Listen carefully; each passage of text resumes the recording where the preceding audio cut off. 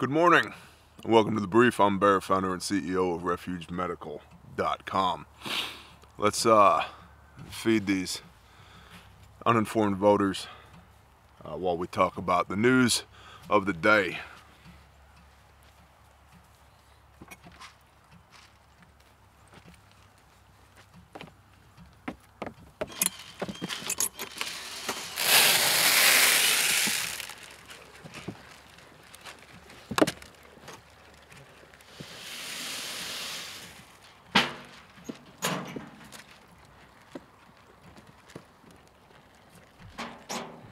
All right, well,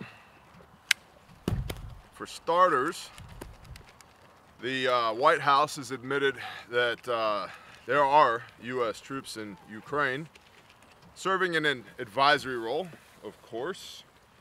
You know, technical advisors, given all the weapon systems that we've handed out like candy on Halloween to the Ukrainians. I was talking with a guy whose job it is to know recently, and said, hey, what do you think about the Ukraine war? And he said, honestly, I think it's the bad guys versus the bad guys. I can't say I necessarily disagree with that statement, but it's interesting, an advisory role. Remember that the United States involvement in Vietnam began in an advisory capacity. Right, you had SEAL Team 2 up in there advising, advising from their ribs, rigid inflatable boats with machine guns laid across the bow, right?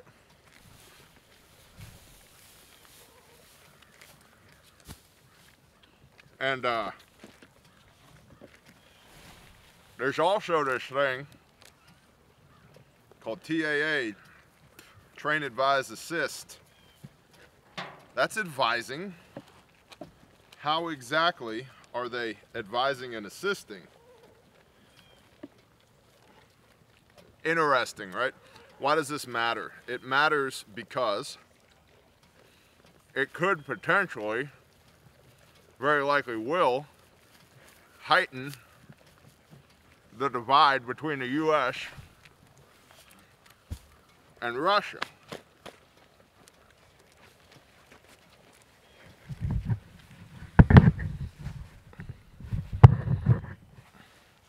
It could potentially heighten the divide between the U.S. and Russia. So that's a big boy indicator for us. Not that I think that we're necessarily in a position where we have to be overly concerned about warheads on foreheads as Americans currently. But as we begin, we being the big we, United States of America, begins the process of admitting that, yeah, we not only are supplying equipment and materiel, we're supplying manpower to this conflict in Ukraine. That's direct NATO involvement. That's the thing that Russia has had an issue with from jump. So it's something to be aware of. Large-scale macro conflict definitely has the potential to have a negative impact on us here as Americans. What is this? This is the Sour Apple Sniper. JP Donnell. Jocko Go. Really been enjoying Origin Main and Jocko Fuel here lately. Hopefully in the near future we'll have some exciting things to announce regarding that. Hey, if you're new here and you want to get some unadulterated data on what's going on in the world and in the country, please consider subscribing. And if I didn't earn your subscription in this video, catch up with us on the next one. Bear Independent Brief 2, November 22. It's not surprising, but it's worth noting. A bulletin to law enforcement from the Department of Homeland Security, DHS, together with the National Counterterrorism Center and the Federal Bureau of Investigation, FBI, so has been obtained by journalists. The best words, tremendous, believe it. Everybody tells me Melania's beautiful. It warned of a potential spike in domestic violent extremism around the midterm elections. which are coming, by the way, reading, quote, "We assess that election-related perceptions of fraud and DVE, domestic violent extremist reactions to divisive topics, will likely drive sporadic DVE plotting of violence and broader efforts to justify violence in the lead up to and following the 2022 midterm election cycle," end quote. Warnings about attacks against politicians and election officials were issued the same day Paul Pelosi was attacked in his home. Now, the Paul Pelosi thing is interesting because it was originally pawned off on us schlubs, the peasants of the United States of America, as being a violent home invasion. Turns out, it appears that Paul Pelosi is homo AF, and that guy was his boyfriend, and they were there at 2 o'clock in the morning. And a lot of the neighbors have said that the narrative that is being spewed by the media does not at all fit the lifestyle that the Pelosi's lead, nor does it fit any of the facts on the ground. Who'd have thought? Who'd have thought? So Nancy Pelosi, this devout Catholic that's totally okay with murdering the unborn in the womb and grifting and robbing and stealing and cheating, and who's basically drunk all the time.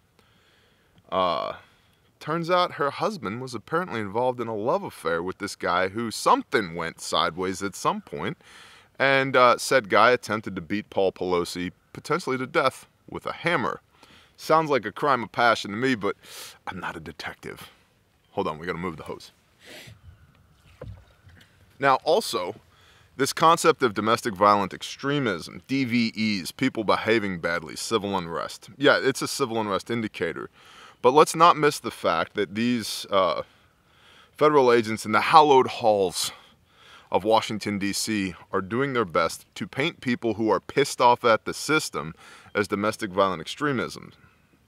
I'm not calling for violence, just to be clear here. However, I'm not going to be surprised if there is violence, because the same people who are about to be voted out of office these are the same people, right, that said that you couldn't go to church because of COVID. You lost your job because of supply chain issues due to COVID, or because you wouldn't do those two things and that other thing because of COVID. How many people were dishonorably discharged because they wouldn't do those things, right? Small businesses shut down, large businesses shut down. You couldn't go to the park because outdoor transmission of this deadly, deadly virus, right? It turns out that only 6% of the total deaths that were counted as COVID deaths, 6% were actually from COVID. And of that 6%, the vast majority, I think it's 94% of that 6%, had 3 or more comorbidities, and the average age of somebody who died from COVID was 70 years old. So these same people that shut down the entire country for a couple of years and told you that you were the crazy person because you wouldn't wear a face diaper, because you wanted to go worship however you saw fit, you wanted to run your business however you saw fit, you wanted to go earn to feed your family however you saw fit, freedom of movement however you saw fit. These same people that told you that you were the bad guy are now concerned that you might behave badly during the midterm elections because you've had it up to here with their horse shit. Now again, I'm not advocating for violence, but I wouldn't be surprised if there is some. And I'll be honest, I'm not a political person. You guys know me. I think that the red NASCAR team and the blue NASCAR team both suck, and it's the same game. They're still driving the car around the track while they're charging you to be in attendance to watch them drive the car around the track, right? And selling you hot dogs and popcorn and cheap beer and everything else, right? Bread and circuses. But this may be, if I put any hope in elections, this may be potentially the last off-ramp before potential disaster here in the United States of America. And that sucks, because while my identity is first and foremost as a son of the Most High, I am blessed to have been born into this great country that is the United States of America, and I don't want to see it fail. I also don't have much hope for elections, given the 2020 presidential election. By the way, did anybody see the election in Brazil?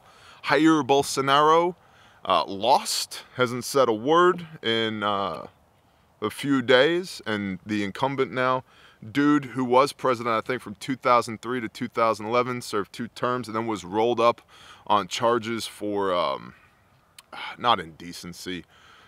Anyway, he was rolled up on charges, right? So that guy got reelected. And what did Biden do? He tweeted, you know, congratulations to incumbent guy and to Brazil for having free and fair and open and honest elections. Bro, you a little sensitive about free and fair and open and honest elections after 81 million people voted for you in the last one? I'm just saying, your fig leaf's showing. All right. Water's done. Back to the report. Ideologically driven lone actors are the most likely threat. But it's not just politically involved officials that should be concerned. The aforementioned advisory also stated, quote, "We assess some domestic violent extremists motivated by election-related grievances would likely view election-related infrastructure, personnel, and voters involved in the election process as attractive targets, including at publicly accessible locations like polling places, ballot drop box locations, voter registration sites, campaign events, and political party offices," end quote. So they're concerned that these domestic violent extremists aren't just going to target the politicians, but they're going to target the polling sites, voter registration, and you, the voter, so that you will stay home and not vote, so that hopefully for them, this red wave thing never comes to fruition and they can maintain the stranglehold that they have on the American populace. How interesting. Don't believe the hype. That's what I would say. Don't believe the hype. You do you, boo. If you want to go vote. See, fear is a excellent tool for controlling the populace, right? Have we not learned anything from COVID over the last 2-3 years? Fear creates groupthink, right? And that's what they want. They want you and us to be this. This is what they want. Hey, you stay where I tell you to go. I will feed you when I feed you, when I feel like feeding you. I will put grain in the bins. I'll put water over here. But don't worry, it's just a matter of time before I harvest you for my use. Right? And trust me, these guys here, they fear the fence. They fear the force. And therefore, they're pretty damn well behaved. That's what they want for us. Get inside the fence, do what we tell you to do. Don't worry, we have your best interest at heart. And I'm sure some people will be making biblical arguments about the Good Shepherd right now. Believe me, we take this into a homesteading aspect. These animals have the best life they could possibly have. They have fresh air, they have fresh grass, they have grain, they have water, but occasionally we eat them. That's why they exist. They're not here for entertainment or joy. They're not my snuggle buddies. We eat them. Right? We harvest them. So they have a purpose. So look at the analogy here for us. They, the big they, have a purpose for us. They don't like it when the sheep get outside the fence and start acting independently and don't eat their grain and don't drink their water and aren't ready to be harvested. They're not fans of that, right? They want us inside the fence. In other political news, Biden has warned that leading oil companies could be hit with restrictions and a windfall tax if they do not invest a portion of their profits to lower costs for consumers. Fascism, anybody? He, Biden, Joseph Robinette Biden Jr., President of the United States of America, asterisk, he stated that profits, like the tripled year-over-year gains by Chevron and ExxonMobil, were a, quote, windfall from the brutal conflict that is ravaging Ukraine and hurting tens of thousands of people around the globe.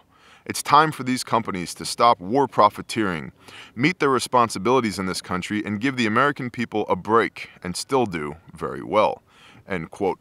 Let's not forget that these major energy companies are also the primary owners of all of this renewable, dirty, green energy that the Democrats and Biden are pushing hardcore for the United States to develop. They own that. Yeah, they're not oil companies anymore, they're energy companies, and they have been since the Obama administration at a minimum. That's when I became aware of it, because I was in the field putting up those giant fan things and running thousands of miles of high-tension power line to move the power from the fan things back to your house. And so I got to see it from the inside, and it is horseshit. I've said it before, but I'll say it again. There's nothing clean about renewable clean energy. To say nothing of the fact, all these solar panels, right? I've been listening to PDB, Brian Dean Wright, I believe is his name. The Presidential Daily Brief. It's a podcast. Good podcast. You should check it out. He's been talking a lot about dirty green energy. How about the fact that China produces 80% of the world's solar panels? And they produce those solar panels with slave labor from the Uyghurs, which is how they're able to corner the market, because not only do they have the raw components, the minerals that's required to produce the solar cells, but they also have free labor because they've enslaved these people, and incredibly cheap power to produce the panels coming from coal over there in China. Interesting. Nothing clean about it. But it's interesting to me that the Biden administration wants to play this game, perform this dance with the oil companies that are actually energy companies and that own the infrastructure that is renewable energy in the United States of America and elsewhere in the world as well. And this forced transition away from, air quote, fossil fuels, which I'm not entirely sure I buy that either. There's lots of studies that have shown that oil is a replenishable, renewable resource underground. Yeah, go read those, right? He wants to demonize the oil companies, which are actually energy companies, to force them away from the production of oil towards the production of renewable, clean, green energy, which is not renewable, it's not clean, and is heavily dependent, the production process is heavily dependent upon electricity and diesel fuel. Yeah. As an industry insider, it makes zero sense. But back to the brief. These threats may be toothless political pandering ahead of the midterms, but even if they're not, because Congress will not return until late November, the American people won't see any practical movement on anything like this for a while yet, aka lowering your cost at the pump. If a windfall tax did come to pass, however, industry groups believe that this move would backfire and drive costs up even more for consumers. It's a basic rule of capitalism. I'm a laissez-faire capitalist. Leave me the hell alone. Let me make my own mistakes. Don't bail me out. I'm going to be over here doing the best that I can to solve problems for people, which will in turn generate revenue, which in turn I can use to feed my family and bless people. That's me. That's my worldview. But it's generally accepted by all the good economists that the more government interferes with something, the more bloated and expensive it becomes. Yeah, that's what we need. It's more government involvement in our fuel costs and our energy costs. No thanks. Now that's the brief for today, although there is an article I do want to touch on. If you're on Patreon, you have the written brief and the links. If you're not on Patreon, you don't. So please consider supporting the show on Patreon. We would greatly appreciate that. There's a link in the description of every video and live stream. Now, from the Atlantic, yes, I know, the Atlantic. Take everything with a grain of salt. Let's declare a pandemic amnesty by Emily Oster. We need to forgive one another for what we did and said when we were in the dark about COVID. First of all, ma'am, not all of us were in the dark about COVID. Some of us went to work every day. Some of us busted our asses to make sure that we didn't lose our American small businesses every day. Some of us made sure that we could take care of the families who depended upon the revenue that our businesses generated every day. Some of us saw this coming from a mile away. Some of us have been on camera talking about this since February of 2019. So we were not all in the dark about COVID, ma'am, and I reject your assumption outright. Now let's continue. She does some dumb build-up in the article here. In April 2020, with nothing else to do, my family took an enormous number of hikes. We all wore cloth masks that I had made myself. We had a family hand signal, which the person in front would use if someone was approaching on the trail and we needed to put on our masks. Once, when another child got too close to my then 4-year-old son on a bridge, he yelled at her, "Social distancing." Oh, so we're indoctrinating children as well. Right? Again, these are the same people that took your children out of school for 2 years, who said you couldn't go to work, who said you couldn't worship, who limited your freedom of movement, who mandated that you must participate in some experimental medical procedure or lose your job, aka die. These are the same people globally who were putting people in detainment camps. And we're just supposed to forgive you? I don't think so. Not for me. Not for me. This is why I want small government and as much freedom as possible at the micro level for me. You don't get to tell me what to do. And I don't get to tell you what to do either. And that's just the way that it is. Because governments derive their just powers from the consent of the governed. And governments are composed of people. And those people are no better than you or I. They work for us, not the other way around. They are no smarter, no better qualified. They have no better morals and ethics than you or I do. In fact, if we were to look at the data, I think it would be safe to say that generally speaking, across the vast strata of politicians, most of them are morons and scumbags. And I have to curtail my life to the whims of a moron and a scumbag? Now, see, that flies in the face of personal responsibility. And the idea that we're going to have some COVID amnesty, that I'm going to conveniently misremember all of the infractions upon my well-being and my freedom over the last 3 years, you're out of your damn mind. She goes on in this article. You can find it on The Atlantic. It's the COVID, just look for COVID amnesty on your favorite search engine. You'll find it. No. No. As Andy Frisella is fond of saying, these are crimes against humanity, and I agree. And I think every single person that was involved in perpetuating these crimes against humanity should be brought to justice. Every single one of them. How many of you lost your jobs? How many of you lost family members over this? How many of you were unallowed to go worship as you saw fit? And how many of us over here on this side of the camera were saying, F them, you do what you need to do. You go to work. You go to church. They can't tell you that you're not allowed to do that. How many times have I said, exercise your no muscle? No, because what you tolerate, they will embrace. There's no COVID amnesty for me. I'll never forget. And just because it didn't quite work out the way that they wanted it to, you know, the Great Reset isn't exactly going as according to plan. The sheeple didn't just line up and walk into the slaughterhouse the way they wanted to. Now we're supposed to forget?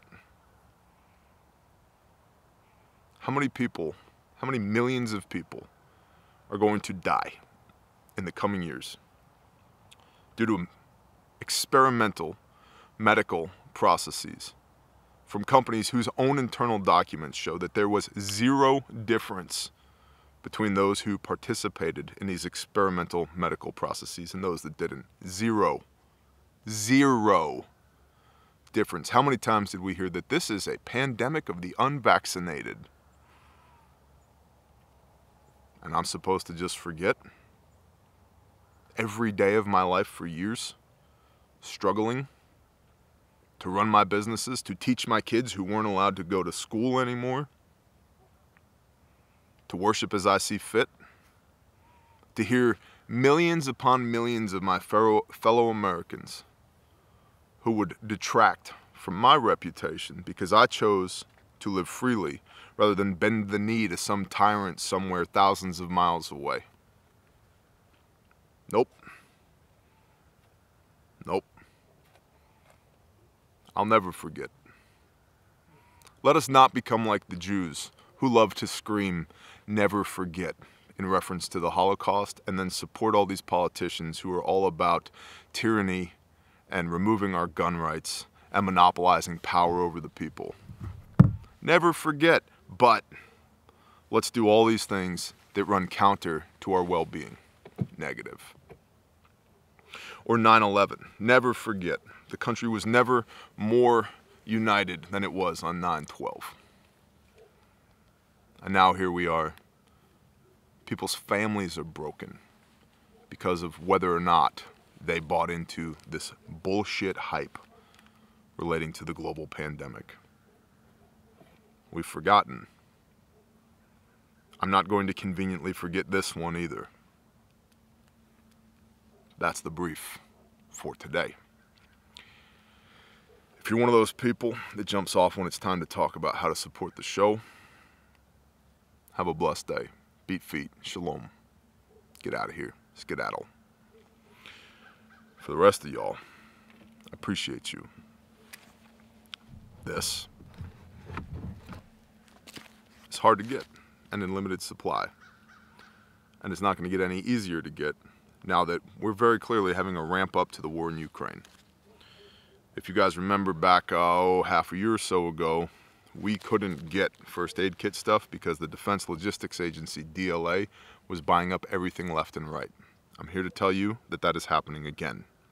Insider information, that is happening again. So we at Refuge are scrambling, yet again, to make sure that we can continue to make you kits like this. This is the SOB, which is in stock. And by in stock, I mean it will ship fast. It'll ship today. SOB, small to back kit. It's that big. Weighs as much as one loaded AR magazine. It's got a tourniquet on the bottom, Cat Gen 7 tourniquet here.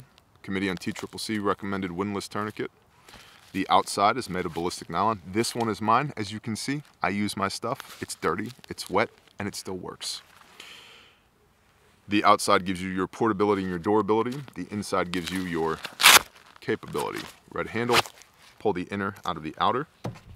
So you've got your tourniquet on the outside where you can get to it with either hand to remove the tourniquet, because you need that first and foremost. Then you've got your pouch on the inside. On the inside here, we've got a Sharpie. We've got a 4-inch North American Rescue compression bandage, like so. We've got a pair of gloves, North American Rescue gloves. We've got combat gauze for wound packing,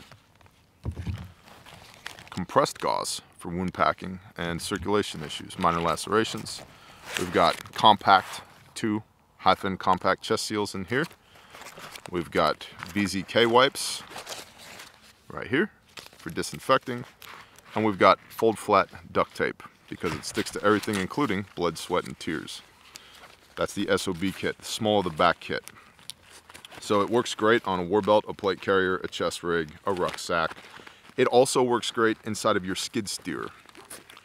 It also works great on the headrest of your minivan, or in your submarine, or your Black Hawk, or whatever it is that you do, where because you're a human being, you have a pulse and you're currently respirating, aka if you're alive and you'd like to stay that way, you need a purpose-built trauma first aid kit, and that's what we do at Refuge Medical. We've solved the problem of what you need and where you can get it from an American company with pristine morals and ethics.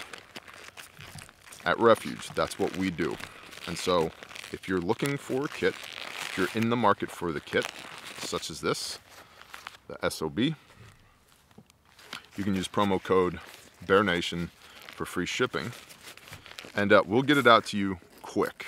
In fact, I know many of y'all say in the comments on the regular, hey man, I ordered my kit on Monday, it shipped on Tuesday, I got it Thursday, thank you. You're welcome, man. We live to serve. We're here to help you solve these problems, man. That's what we do. SOB kit from Refuge Medical. Promo code BEARNATION. Refuge training, if you need to learn the fine art of how to not die. We've recently added, by an immense amount of popular demand, we've added more classes in Dallas and Waco, Texas, and we will be adding more national tour dates in the coming weeks. But if you're anywhere near Dallas or Waco, Texas, we've added more dates because many of y'all have reached out and said, hey, those classes sold out. And you're like, hey, I really wanted to come. So I would recommend you come. Additionally, these will be the last classes that we'll post at 2022 pricing. So if you're interested, you want to learn the fine art of how to not die, aka how to deal with a massive hemorrhage, including tourniquets and wound packing, airway management, chin lift, jaw thrust, nasopharyngeal airway, respiratory management, pneumothorax, tension pneumothorax, open and closed, etc., circulation, head injury, hypothermia, diagnosis and treatment, and everything else, as well as how to elevate to a higher level of care. This is all in the level 1 4-hour classroom class, by the way. Responder 1. Yeah, all of that. That's Responder 1. Or Responder 2, CPR and AED in a tactical setting, and an introduction to scenario-based medical training for civilians, including working a car wreck, like rendering aid with your kit at a car wreck. Or Responder 3, a 10-hour day of brutality where you will do tactical medicine as a civilian all day, including responding to active shooter threats, force-on-force, one-on-one scenario-based, team-building scenario-based training, where you will shoot instructors with blue guns and they will shoot you. All that's available at refugetraining.com. It is the best civilian tactical medicine course on the face of the earth. I've now had five steely-eyed Green Berets tell me this. 5 of them. They know what they're talking about. It's their job. They go around the world training people. I don't know if you know what FIT is, Foreign Internal Defense, but it's a large portion of what Army SOF does.